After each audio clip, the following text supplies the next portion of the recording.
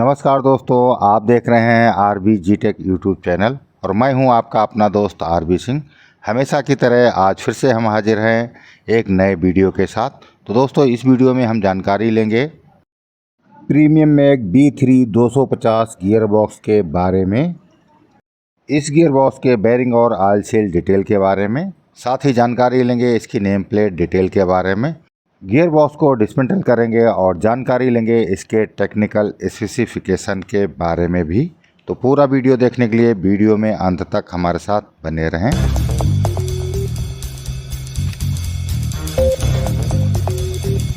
चलिए दोस्तों, बिना देरी किए हुए वीडियो को स्टार्ट कर लेते हैं। गियर बॉक्स डिसमेंटल हो रहा है। इसका टॉप हाफ कवर हटाने के बाद प्रॉपरली चेक कर लिया जाएगा कहीं इसके बेरिंग से या गियर्स के ऊपर वेयर एंड टियर के कोई निशान तो नहीं है।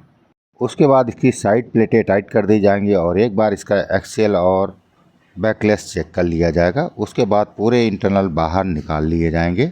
अगर किसी इंटरनल में बेरिंग या इसके पिनियन या गियर में कोई दिक्कत होगी तो उसका समाधान किया जाएगा। अदरवाइज क्लीनिंग होने के बाद में गियर बॉक्स को असेंबल कर दिया जाएगा। उसके साथ ही इसके जो डाटास रहते हैं, असेंबली डाटा रहते हैं, like backlash, bearing clearance, axle float आदि इसकी रिकमेंडेड लिमिट में मेंटेन कर दिया जाएगा।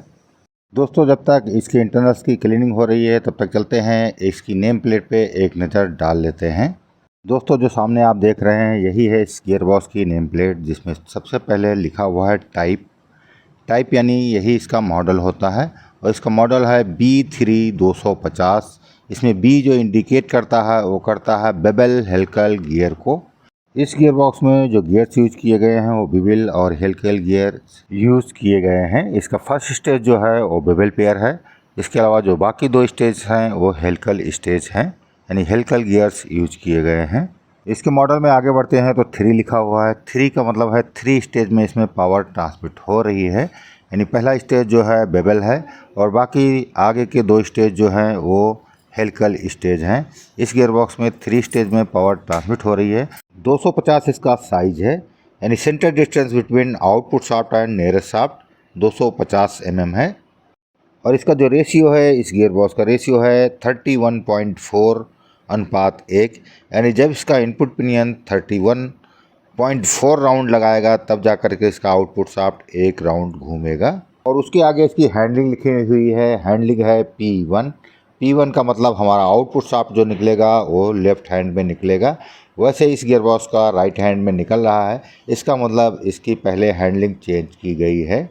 अगर हमारे गियर बॉक्स का आउटपुट शाफ्ट जो है वो लेफ्ट में निकलता है तो P1 होता है और राइट हैंड में आउटपुट शाफ्ट निकलती है तो P2 होता है। ये हमको देखना होता है गियर बॉक्स के फ्रंट में खड़े होकर के, यानी इनपुट साइड में हम खड़े होंगे जहाँ पे हमारा इनपुट बेबल पिनियन है और गियर बॉक्स की तरफ मुँह करेंगे और देखेंगे अगर लेफ्ट में है तो P1 है और राइट में अगर शाफ्ट निकल रही है तो P2 होता है। इसके साथ ही इसका मैन्युफैक्चरिंग ईयर जैसे 2017 है और साथ ही इसका इनपुट RPM 1500 और oil grade 320 grade, oil capacity 35 litres आदि इसके ऊपर अंकित रहता है।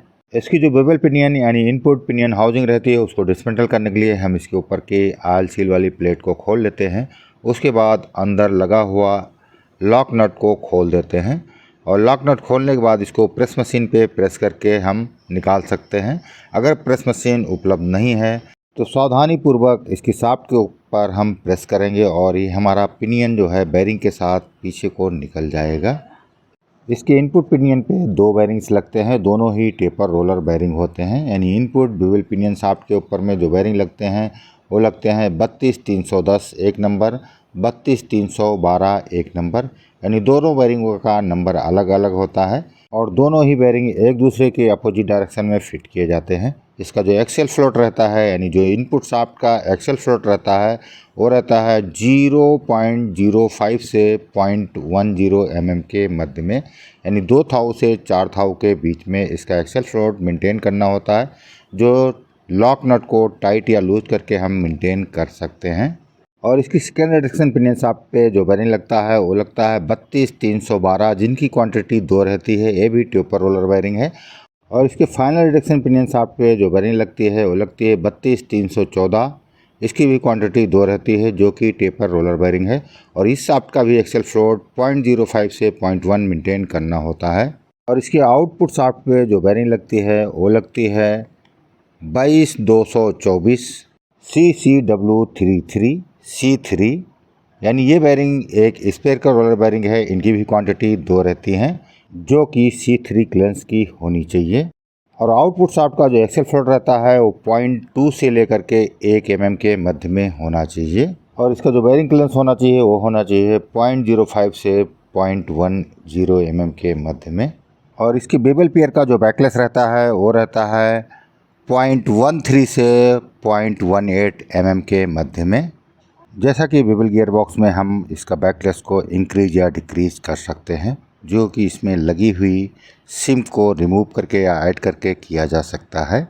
इसके सेकेंड स्टेज का जो बैकलेस रहता है वो रहता है 0.15 से 0.25 mm के मध्य में, तथा इसके थर्ड स्टेज का जो बैकलेस रहता है 0.2 से 0.3 mm के मध्य में होना चाहिए।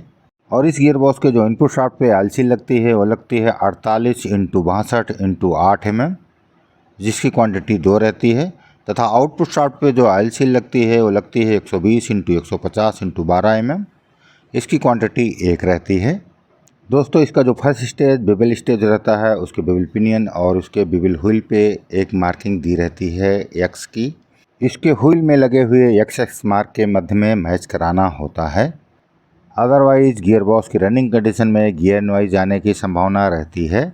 दोस्तों, वीडियो ऑलरेडी काफ़ी लंबा हो चुका है, अब इस वीडियो को यहीं पे विराम देते हैं। वीडियो में अंत तक हमारे साथ बने रहने के लिए धन्यवाद। ये वीडियो आपको कैसा लगा कमेंट करके अवश्य बताएं। अगर ये वीडियो आपको 1% भी लाभप्रद लगा है तो अपने दोस्तों के साथ शेयर करना ना भूलें। अगर आप हमारे चैनल पर नए हैं और अभी तक सब्सक्राइब नहीं किया है तो कृपया सब्सक्राइब कर बेल आइकन अवश्य दबा दें, ताकि हमारे वीडियोज़ की नोटिफिकेशन आपको मिलते रहें। वीडियो में अंत तक हमारे साथ बने रहने के लिए धन्यवाद। Thank you for watching. जय हिंद।